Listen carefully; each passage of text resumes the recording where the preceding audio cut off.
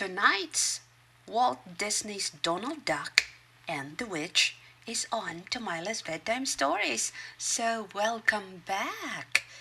All the photos we have used in making this video are from All the Chaz channel. If you want to listen or watch more bedtime stories, please visit his website. It was getting on toward Halloween. Donald Duck and his nephews were hunting for pumpkins for jack-o'-lanterns.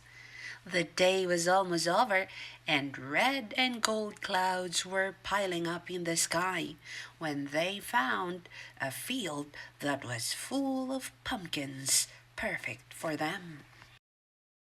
They were walking back to the farmhouse, each with a round, ripe pumpkin in his arms, when Huey stopped them, all with a shout. "Look, a witch on a broomstick!" he cried. They all saw a dark form streak across the sky. "Pooh!" said Donald. "Witches, pooh! There are no witches, you know that. It must have been some sort of a bird you saw." But the boys were not convinced. Next day, they set out to look for the witch.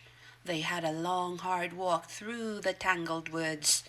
There was no path to follow, and they were not even sure just what they hoped to find.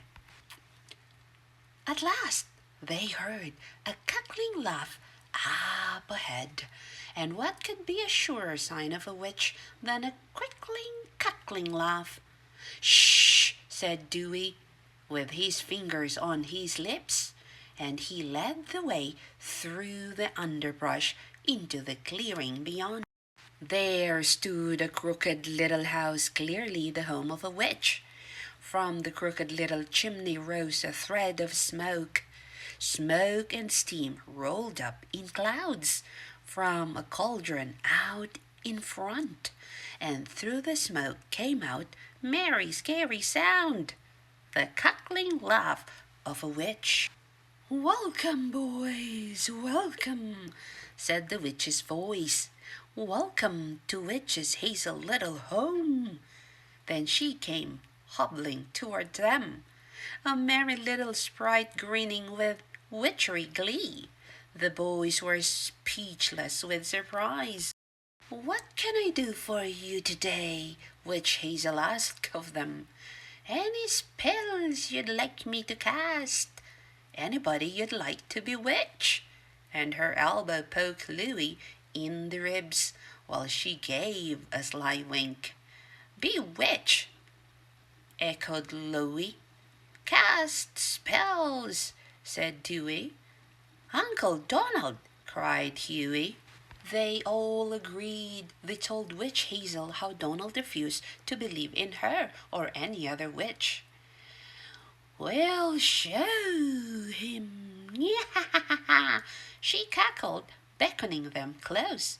From the pockets of her dress, she tossed bits of this and that into her steaming pot. "A real witch's brew!" gasped Dewey Duck as swirls of smoke and mysterious shapes began to rise and blow. "We'll show the Donald!" Witch Hazel vowed. "You meet me here on Halloween."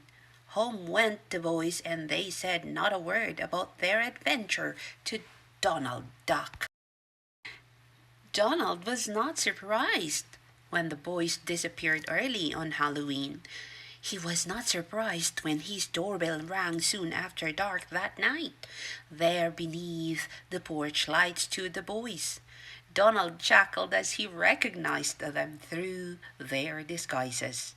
They were dressed as witches, one and all. "Come in," said Donald with a grin, holding his door open wide. They parked their broomsticks beside the door. Donald rubbed his eyes as he thought he saw one jump. That, could not have been. In came the witches, 1, 2, 3. No, 3 were 1, 2, 3, 4.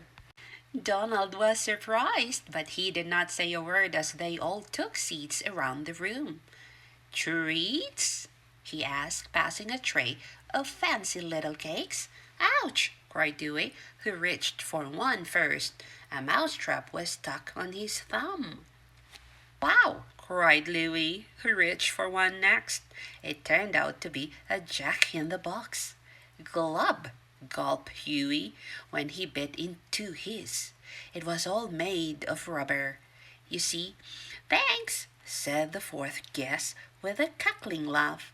She blew at her cake and it exploded into dust right in Donald's face. Serves you right, Smarty, said a voice. Donald whirled around. There were only the jack-o'-lantern sitting there, grinning saucily. But as Donald looked, it seemed to him that the merry faces shook with glee. We must be leaving now, said one witch. Won't you come with us and let us return your hospitality? No, thanks, said Donald, clinging to the doorknob as they all swept him out onto the porch. It was 4 against 1. He soon found himself astride a broomstick. Abracadabra, boys, here we go. He heard a voice cackle in his ear. All around him he saw broomsticks fly, and to his horror, Donald saw the ground sink away below him too. Over the treetops and straight toward the moon the broomstick pointed, then down to the woods. Welcome to Witch Hazel's little home, he heard the cackling voice say, and down tumbled Donald, down, down, down into the witch's pot. Ho, ho, ho, laughed the other three. He knew his nephew's voices all too well.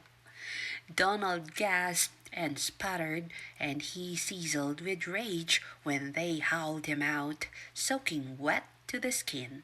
The witches did not notice. They were all doubled over, laughing fit to kill. Witch Hazel disappeared into her little house and came back with an extra dress and hat. Better put on something dry, she told Donald with a grin, and he stumped off into the house. When he came out again, a table was set close beside the bubbling pot. 3 jack-o'-lanterns glowed on a Halloween feast. Pumpkin pie and apple tart and candy corn and all sorts of delicious things. Have a real treat, Uncle Donald, the nephews said, coming out from behind their masks. So they all sat down and ate their fill. Yes, Witch Hazel too. After a while, even Donald could smile. I still don't believe in witches, he said to Witch Hazel with a courtly bow. But if there were any, I'd want them all to be just exactly like you. The end, and everybody ate the witch's food. Good night, sweet dreams, sleep tight, and I hope to see you in my next videos. Goodbye for now.